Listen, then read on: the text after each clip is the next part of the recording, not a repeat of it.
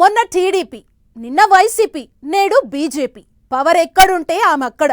Maoist ఉద్యమ నేపథ్యం నుంచి పాలిటిక్స్ లోకొచ్చి ఫక్తు టీడీపీ ఫ్యామిలీగా చెప్పుకున్నారు. ఆ తర్వాత వైసీపీ గూటికి చేరి పవర్ పోయాక అక్కడి నుంచి కూడా జంప్ అయ్యారు.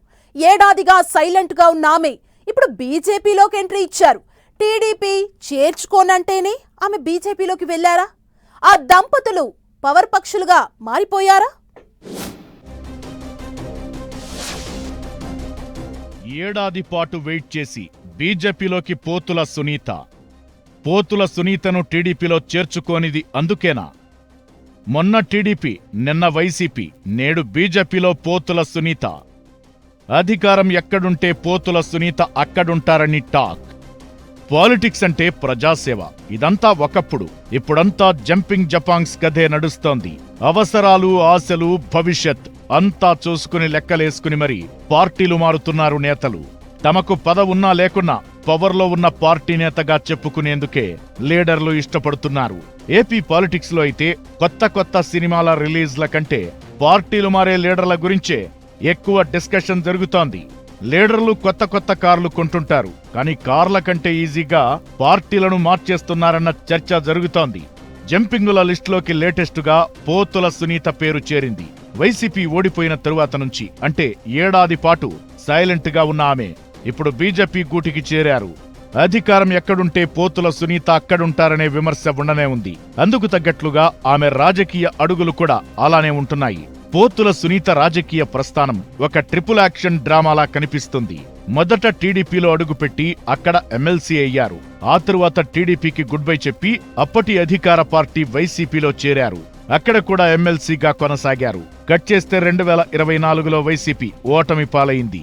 వెంటనే పోతుల సునీత సైలెంట్ అయిపోయారు.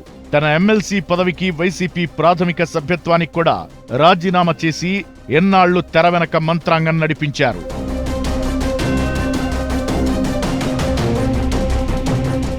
గతంలో ఆమె పనిచేసిన టీడీపీ, వైసీపీ రెండు రీజనల్ ఫోర్సులు. ఆ రెండు ప్రాంతీయ పార్టీల్లో పనిచేసిన అనుభవం సరిపోలేదన్నట్టు ఆమె ఏకంగా జాతీయ పార్టీ అయిన బీజేపీలో చేరారు. ఇది ఆమె పొలిటికల్ కెరీర్లో 3వ పార్టీ. పోతుల సునీత చేరికతో ఏపీలో బీజేపీ ఎంత బలపడుతుందో తెలియదుగాని ఆమె భవిష్యత్లో ఇంకెన్ని పార్టీలు మారుతారోనన్న చర్చ మాత్రం ఆసక్తికరంగా మారింది. మావోయిస్టు ఉద్యమంలో పనిచేసిన పోతుల సునీత జనజీవన స్రవంతిలో చేరి ఆ తరువాత టీడీపీలో చేరి రాజకీయ ప్రస్థానం స్టార్ట్ చేశారు. తన భర్త పోతుల సురేష్ పరిటాల రవి ప్రధాన అనుచరుడు కావడంతో రాజకీయంగా టీడీపీలో అడుగు పెట్టేందుకు పొలిటికల్ ఎంట్రీ ఈజీ అయింది. టీడీపీలో చేరిన తరువాత ఆ పార్టీలో మహిళా నేతగా కీలక పాత్ర పోషించారు. పోతుల సునీత బీసీ సామాజిక వర్గమైన పద్మశాలి. ఆమె భర్త వైశ్య కావడంతో రాజకీయంగా బాగా కలిసొచ్చింది. దీంతో 2014 ఎన్నికల్లో చీరాల నియోజకవర్గ టీడీపీ అభ్యర్థిగా అవకాశం కల్పించింది టీడీపీ అధిష్టానం. 2014లో ఆమె ఓడినా టీడీపీ అధికారంలోకి రావడంతో పోతుల సునీతకు ఎమ్మెల్సీ పదవిచ్చారు చంద్రబాబు. దాంతో 2019 వరకు టీడీపీలోనే ఉన్నారామె. వైసీపీ అధికారంలోకి రావడంతో 2020లో టీడీపీకి రాజీనామా చేసి వైసీపీలో చేరారు. వైసీపీలో చేరి ఆ పార్టీ రాష్ట్ర మహిళా అధ్యక్షురాలిగా ఎమ్మెల్సీగా పనిచేశారామె. 2024 ఎన్నికల్లో వైసీపీ ఘోర ఓటమితో వైసీపీకి గుడ్ బై చెప్పారు. ఏడాది క్రితమే ఎమ్మెల్సీ పదవికి, వైసీపీ ప్రాథమిక సభ్యత్వానికి రాజీనామా చేసిన పోతుల సునీత మళ్లీ టీడీపీలో చేరేందుకు విశ్వ ప్రయత్నాలు చేశారు. గౌతు శిరీష లాంటి టీడీపీ మహిళా నేతల కామెంట్స్ తో ఆమె టీడీపీలో చేరికకు బ్రేకులు పడ్డాయన్న టాక్ ఉంది.